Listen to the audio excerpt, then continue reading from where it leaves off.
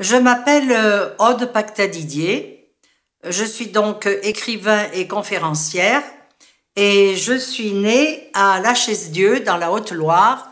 Autrement dit, je suis auvergnate, mais auvergnate et vélave en même temps. Ce qui probablement a destiné ma vocation, qui est quand même de m'occuper de choses plutôt ésotériques, ou du moins des choses qui ne sont pas tout à fait terre à terre et pragmatiques. Bien sûr, chaque fois que je termine un livre, je crois que c'est le dernier. Et puis finalement, mes personnages ont une vie tellement intense et ils ont tellement de désir de vivre, d'être montrés à travers leur évolution, que bien sûr, un jour, j'ai écrit Notre-Dame du Vitrail. Notre-Dame du Vitrail va alors me faire découvrir un autre aspect du monde, c'est la numérologie. Donc je ne vais pas en parler trop maintenant parce que ce livre est tellement intense qu'il y a d'autres sujets.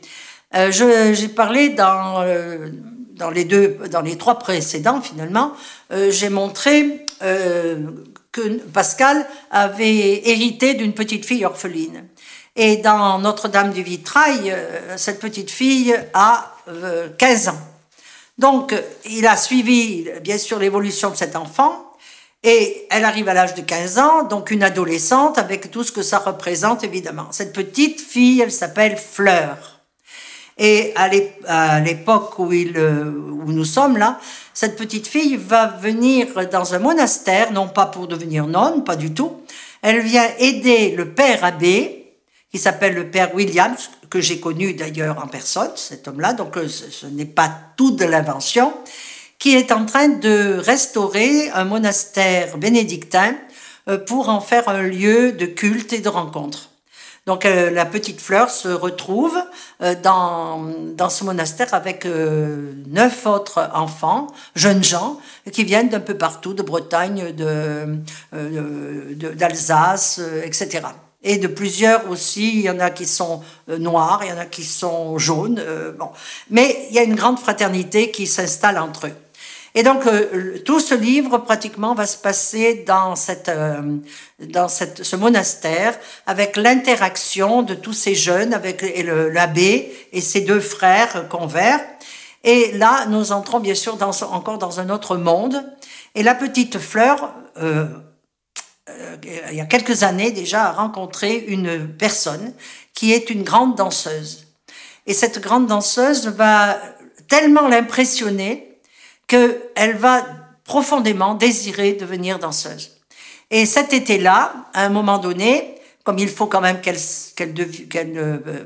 n'arrête pas disons, d'être danseuse, comment je dirais, son entraînement, elle va aller voir son professeur à Saint-Étienne et elles vont parler de cœur à cœur parce que cette femme se rend compte que Fleur a véritablement une belle âme et que cette belle âme, elle a simplement peur qu'on la lui abîme.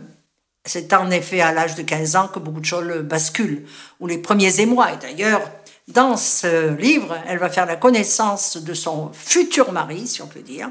Et c'est une très belle histoire d'amour, très pure, qui commence entre ces 2 êtres, qui sont aussi ignorants de l'amour qu'on peut l'être, mais qui vont apprendre à s'aimer, à se comprendre, mais aussi quelquefois à s'opposer.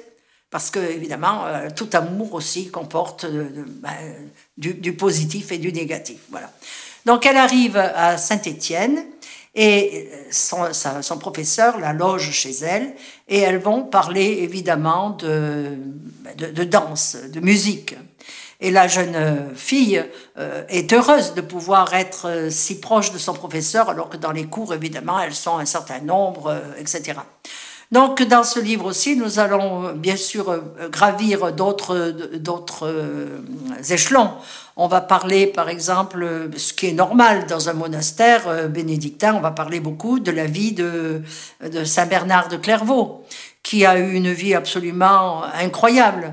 C'était un homme qui était toujours malade, mais qui était toujours en train de se promener à travers l'Europe. Et il a créé des monastères absolument partout, dont certains même en Italie, qui sont tout à fait les enfants du monastère de Cîteaux de départ. Donc la religion, ce qui est religieux n'est pas étranger non plus à ce livre, Mais ça va aussi toujours au-delà de la religion, c'est-à-dire on est toujours au fond quelque part dans ce livre, dans le spirituel.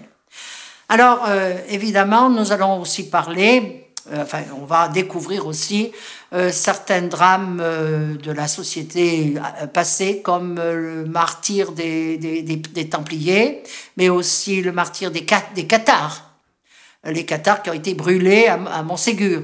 Donc, vous voyez, c'est aussi une vaste tapisserie au fond, finalement, de la vie des êtres humains. Alors, je vous lis juste quelques phrases par rapport à cette rencontre avec la danseuse, entre la danseuse et son maître. La jeune fille lui demande « Quel est votre meilleur souvenir ?»« Oh, j'en ai tellement !» Elle se leva et alla prendre 2 albums reliés de cuir fauve dans une grande bibliothèque bourrée de livres. Elle ouvrit le premier. « Tiens, me voici dans Gisèle, et là, dans le lac des cygnes.